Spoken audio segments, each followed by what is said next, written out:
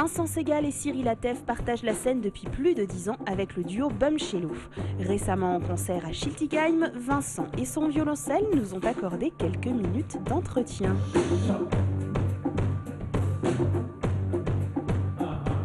Je m'appelle Vincent Segal, je suis violoncelliste comme tu peux voir.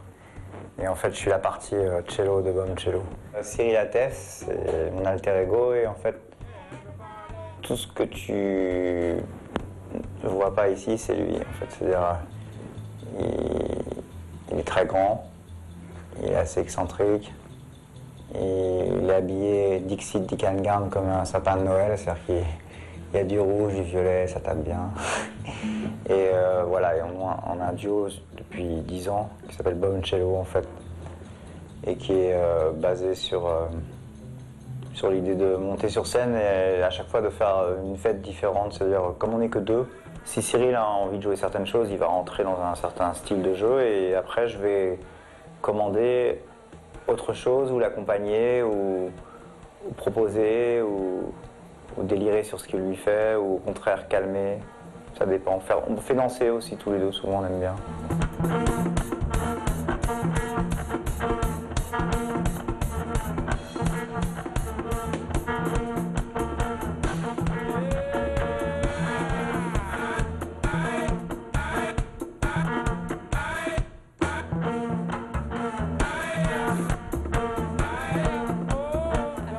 Bum Cello. Ouais. On a tendance à dire boom parce qu'on se dit que c'est le violoncelle et le boom boom des percussions. Ouais, le boom des... Mais c'est pas ce boom là en fait, c'est Bum, c'est un vagabond en fait. C'est Cyril qui a trouvé ce nom. Parce qu'en fait les gens disaient souvent qu'on faisait comme il y a la drum and bass, il y avait la drum and cello et drum cello, ils disaient souvent ça. Mais en fait nous on aimait bien Bum parce qu'on comprenait ce que ça voulait dire.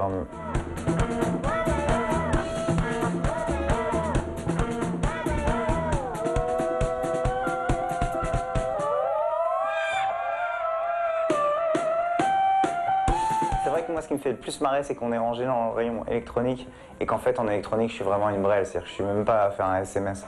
Mais Justement, même sur scène, vous n'avez ni synthé, ni sampleur. non, ces sampleurs, on utilise des sampleurs, mais qui sont vraiment les sampleurs de nul, quoi. C'est-à-dire que c'est juste, ce qui est pas facile à faire, c'est par exemple si je fais ça, tu vas voir avec mon violoncelle acoustique, j'appuie sur une boîte et au moment où je fais,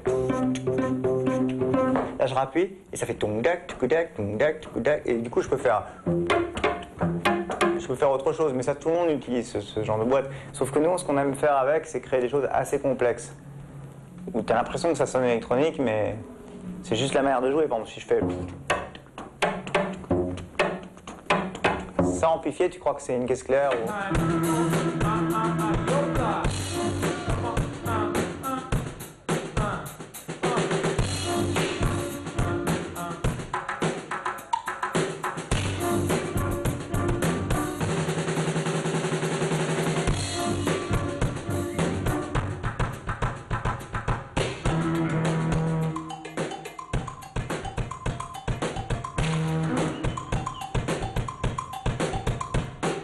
Des fois, ça nous arrivait d'avoir des concerts où c'était l'enfer parce qu'il y avait des groupes qui jouaient à côté super fort. Donc du coup, plutôt que de jouer notre musique, là, on s'amusait à faire des remixes.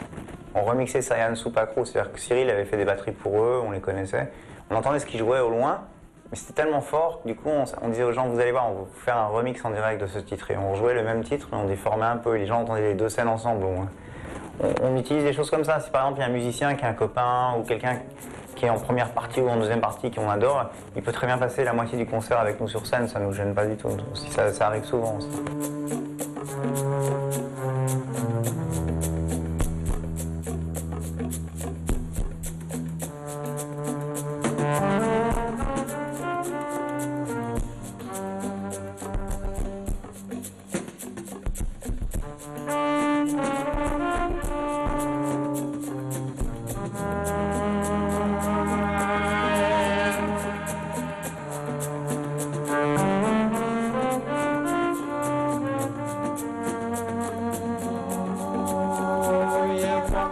On ne devrait pas faire d'album avec Bum Cello d'une certaine manière si on Sauf même le live, c'est pas la même chose parce que c'est vraiment des choses qui doivent être éphémères. Un peu comme je parlais des DJ, c'est un peu pareil, t'as pas envie d'avoir. T'as des mix, ça s'appelle les mixtapes d'enchaînement de DJ, c'est agréable, mais c'est pas la même chose que quand t'es dans un concert sur une piste. Pourquoi sortir alors des albums de Pour gagner des sous. On n'en a même pas vraiment gagné avec, mais si, ça nous a fait connaître quand même. C'était important d'avoir un album. Parce que si tu dis que t'as pas d'album, en fait, t'es pas vraiment. Surtout dans le milieu rock, t'es pas vraiment respecté si tu dis que t'as pas fait d'album. Mais j'aurais. Personnellement, Cyril, il a peut-être pas le même point de vue, il est content, il adore les titres qu'on a fait. Moi, je les aime beaucoup aussi, mais quand les gens me disent ça n'a rien à voir, vos albums avec la scène, je suis tout à fait d'accord.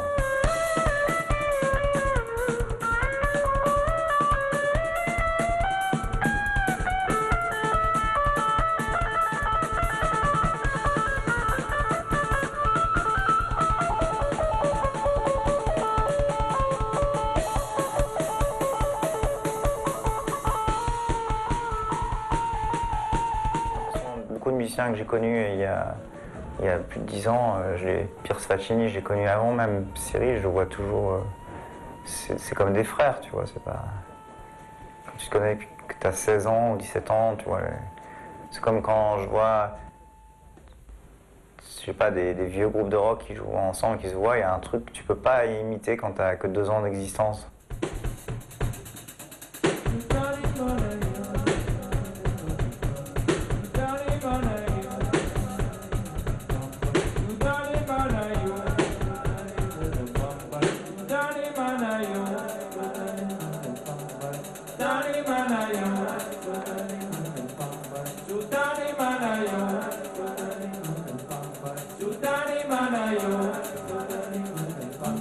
S'il y avait un artiste, un groupe mythique ou pas, avec qui tu aimerais partager la scène, que tu ne l'as jamais fait, ce serait qui? Ils sont morts.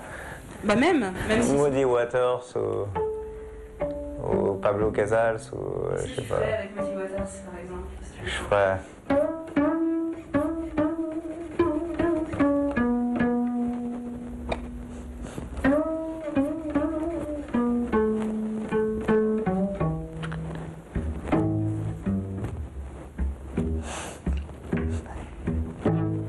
Tu vois, c'est des trucs que j'écoutais quand j'étais petit. Donc ça. Parce que là, tu vois, après Bombshello, là, dans une semaine, ça fait 1 an que je travaille avec Sting. Tu vois, Sting, c'est spécial. Enfin, c'est pour les gens, ça peut être un. Et franchement, Muddy Waters, tu vois, c'est des trucs que quand t'écoutes quand t'es petit, ou peut-être Jimmy Page de Led Zeppelin, c'est quelqu'un que j'écoutais beaucoup quand j'étais gosse aussi.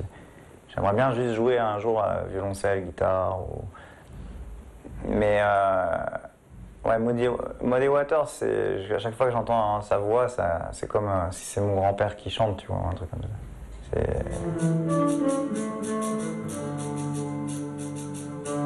Et tous ces souvenirs laissent songeur.